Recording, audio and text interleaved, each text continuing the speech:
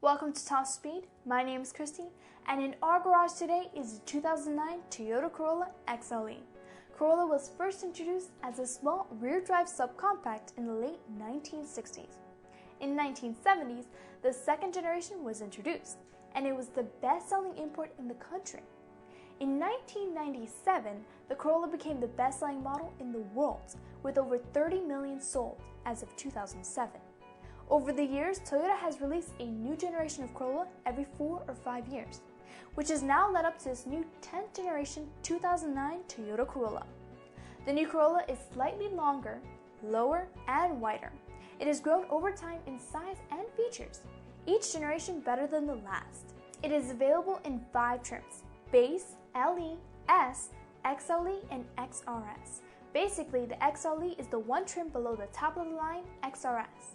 The new Corolla XLE is powered by a 1.8-liter 4-cylinder DOHC engine. The starting price for the Corolla XLE is $17,550. Our test vehicle is priced at $18,600 because it has the optional 6-disc CD changer with satellite capability and carpet and floor mats. The exterior designers at Toyota had a goal to make the new Corolla lower, wider, and sportier looking to compete with Honda Civic and a few of its other competitors. Now that we know a bit more about the Corolla XLE, let's go outside and check out its new look. Alright, we're here with the 2009 Toyota Corolla, and this is a complete redesign of the Corolla, and it might be hard to notice that sometimes because it continues with the same silhouette as the former model, but what you'll start to see is you're going to start to see a lot more family traits in this one. The front end actually takes a lot in the grille area from the new Camry. It has that aggressive look. And then what it likes to take from its younger siblings at Scion is it likes to take a lot of the headlights here where it gets to come out from the bodywork more, and it has a little bit of what we like to call a bug-eyed look. It's a more modern look. It's something that makes it a little bit more aggressive, maybe gets a little bit of a younger buyer in there. The grille on the car is a standard kind of plastic, but the difference here is it's a little bit of a quality. Like I said, they're going for an aggressive look here. They have a little indentation here that costs them maybe a couple dollars more. They're trying to make this car look like a performance automobile. In total, everything looks like it's a quality piece though. If you can see from the start going all the way back, there are no trim pieces that aren't part of the body color. We'll see on the side window here. That right here, body color trim. The handles, body color trim. These are a lot of things that keep a car looking premium, whether you've paid a premium price or not. In this case, you've paid bargain basement. Now, even right here, we don't even have alloy wheels, but it looks like we have alloy wheels. It's a nice plastic hubcap. It's an all-right design, but what it does is it gives that look of premium and quality. As we continue going down the car is a very sleek look. There's a very flat-sided design. It looks lower and it looks more aggressive. The difference here is, though, from the previous generation wanted to look taller. This one actually looks sleeker. They've raised the door line up just a little bit, so the car looks sleeker, although you still keep the headroom you had from the old car. The entire design actually takes some cues from the Civic, as far as the new Civic, just like this Corolla, has a very long dash but a very short hood. You have a very long area here, which in the car is useless to you, but as from a design standpoint, it makes the car look smaller, it makes it look a little bit more performance, it gives it a little bit more aggression.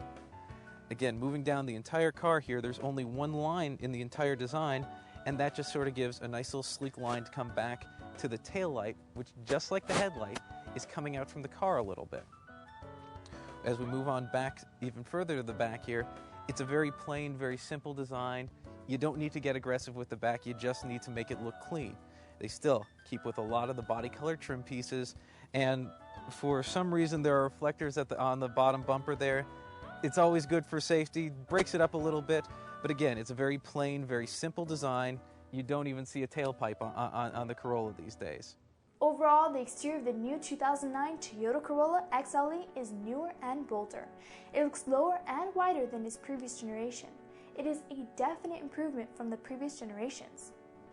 Inside, Toyota's goal was to create an interior with roominess and improved comfort. That was definitely successfully achieved.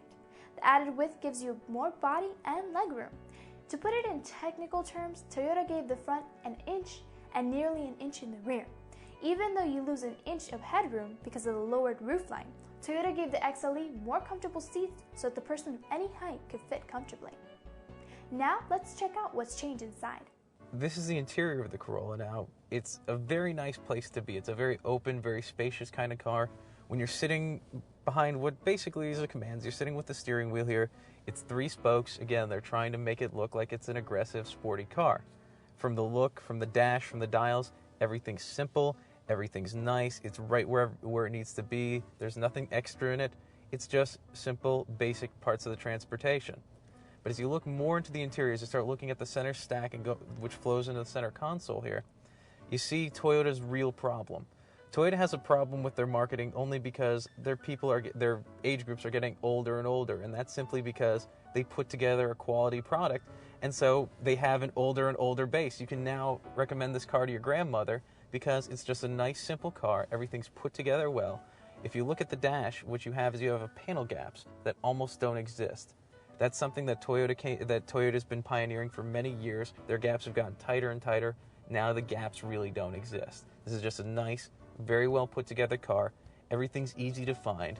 There are little accents of wood, there's little accents of metal bits or faux metal bits. And what it makes you feel like is it makes you feel like you got a premium car for not much money. Occasionally there are also nice little fun touches here too. When you go to the glove box, you get one glove box, and then if you happen to fill that one, you get a second one. You get a second glove box here. And that is something, even while you still keep the dual airbags, you actually get a little bit more storage. The room in the car, everything's nice, everything's light. The seats actually feel like they're good on a long trip. It doesn't feel like you're in a sports car, but it feels like you can, well, go to Grandma's house to deliver her new Corolla. As we start moving into the back seat, what we get is we see that it seats 5. It seats 5 well. It's a fabric pattern, and it's just a nice, normal pattern you can live with for everyday life. It's just a fun, I wouldn't exactly say fun, but I'd just say it's something that you're not going to get sick of, but it's also something that you're not going to notice every day. Seating for 5, headrests for 5, good seat belts for 5, good room for 5. Maybe just good for a small family. Unfortunately, if you prefer leather trim seats, the XLE does not offer this even as an option. If you find leather seats important, you may want to look into the XRS, which is a starting price of $19,950. Leather seats are offered as an optional package in the XRS trim. Overall, Corolla XLE is more spacious and comfortable in the interior than it's ever been. It offers plenty of space in the rear for the children and just the right amount of space in the front for the adults. Now let's go take it for a test drive and see how it drives.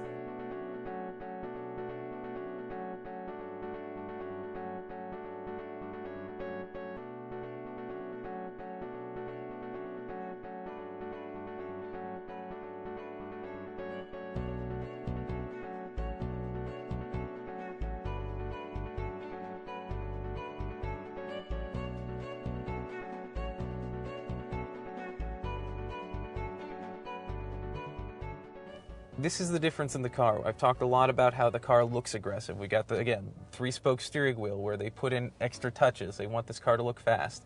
The difference is this car rides, though, very much like a bigger car. There's not aggression in the steering. There's not aggression in the ride. What this car has is, again, it's a good family car. It's something that you're going to like if you're a commuter because you don't feel all the bumps. You can get into this car. You don't have to worry about a lot of the maintenance. You can drive anywhere because it's just a normal everyday car. That's a good thing, and sometimes if you're a performance car person, it might be a bad thing. What I can tell you right now is it doesn't offend, it doesn't excite. It's a good car that's used every day.